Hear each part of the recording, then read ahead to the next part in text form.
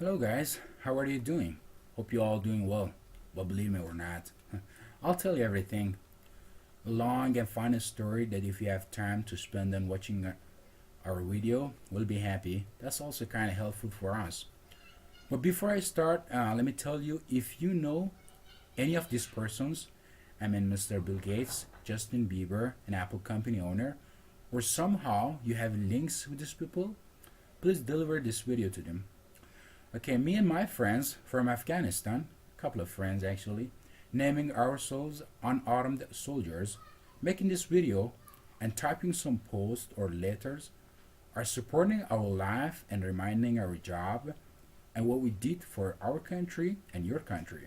That might be a question for you there, what we did for you and what was our job.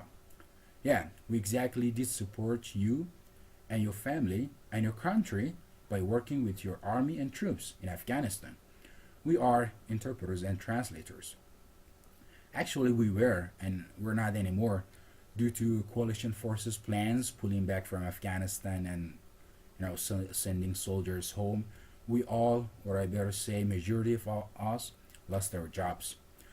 But the thing is, we got involved in this war, and now our life is in danger because we trusted you.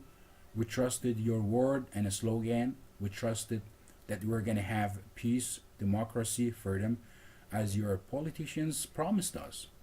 But now we're left behind. Troops leaving Afghanistan, taking their interpreters with themselves, like Europe countries, or making a visa program.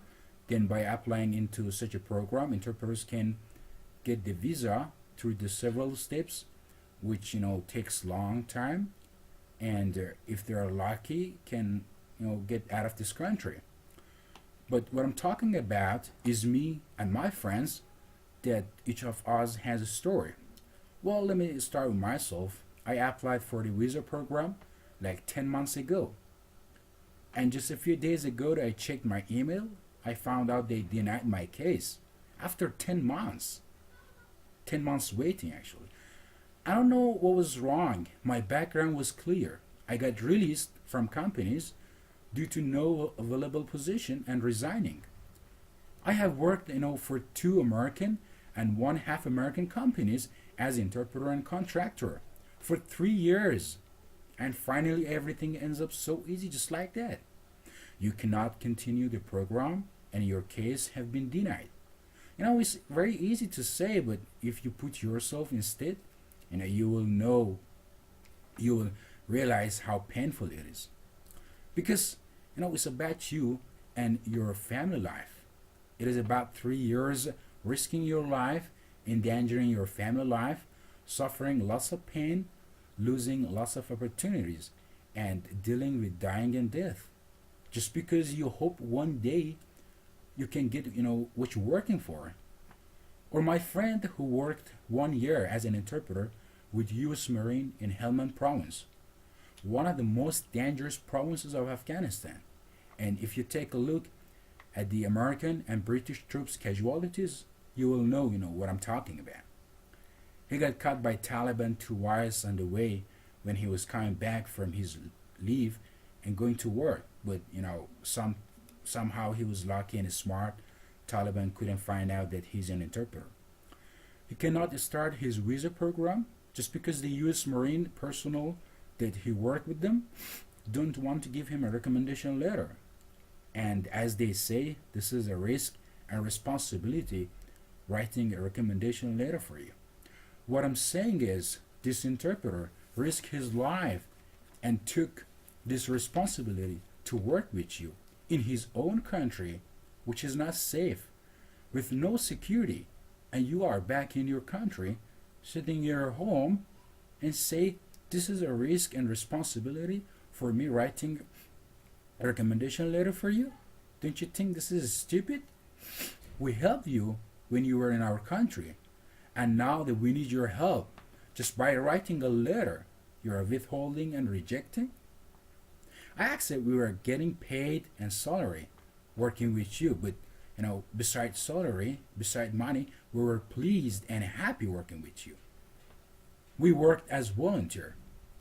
We are tired of all this mess, war, shooting and killing. We want to live like other people.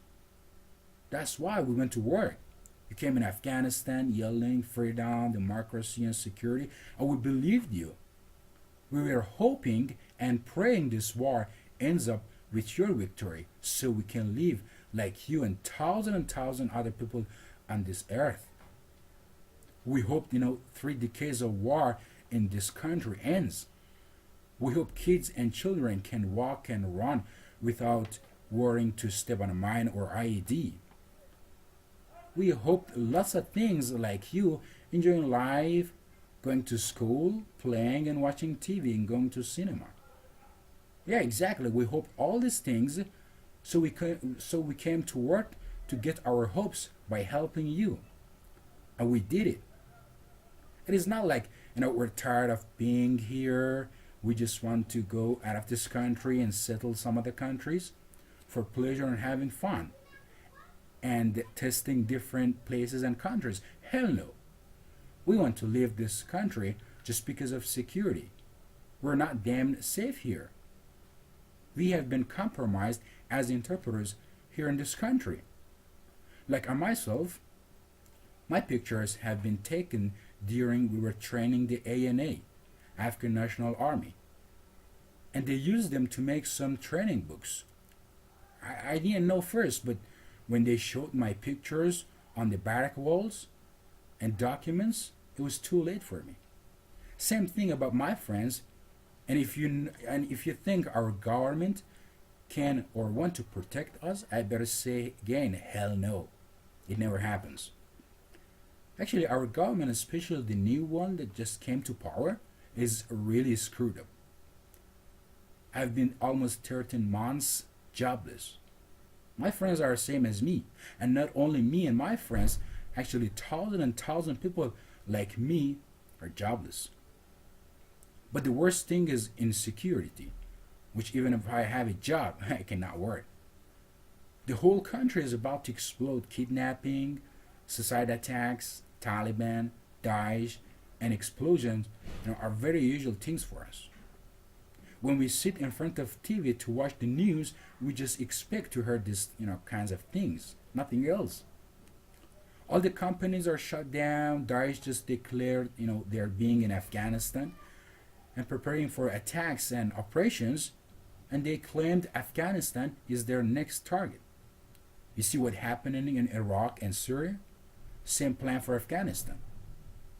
31 passengers like 2 months ago got kidnapped, and the government is acting stupid. Just a couple of days ago, foolish president talked to the hostage families that we try to get them free, but we don't guarantee. I mean, even if you cannot find them, at least give them some hope, you shithead. Before the election, during his campaigning, everybody was saying that he's the number 5 intelligent person in the world. And honestly, we believed it. But now we see he's a real asshole. Even the parliament members shout inside the parliament that he's a stupid.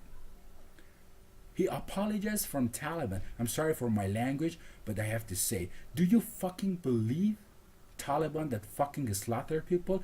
This stupid president apologized him. Imagine Mr. President Obama wants to apologize Al Qaeda for killing Bin Laden. Stupid, isn't it? And believe me, we are so hopeless from this country. Anyway, the reason I chose these 3 persons' name for my letterhead is because they are famous, rich, and people know them as well. And they can do everything. They have links, hands, and people all over the world. They own big ass companies, doing businesses, and doing lots of things.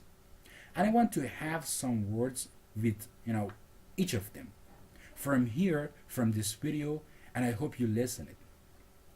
I want to tell Mr. Bill Gates that if you're sitting on your chair in your home or in your office and enjoying life, doing business or anything, somehow you owe unarmed soldiers, because we are fighting and helping with your army and troops, shoulder to shoulder against Taliban and Al Qaeda to preventing another attack like September 11 in silent, or targeting you and any other US citizen anywhere in this world.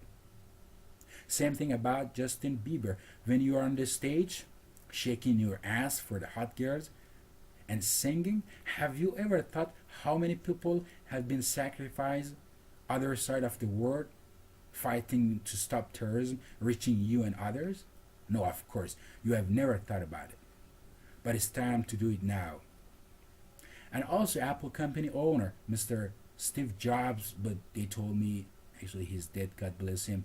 I don't know who's running this company now, but whoever he is, I want him to think about unarmed soldiers.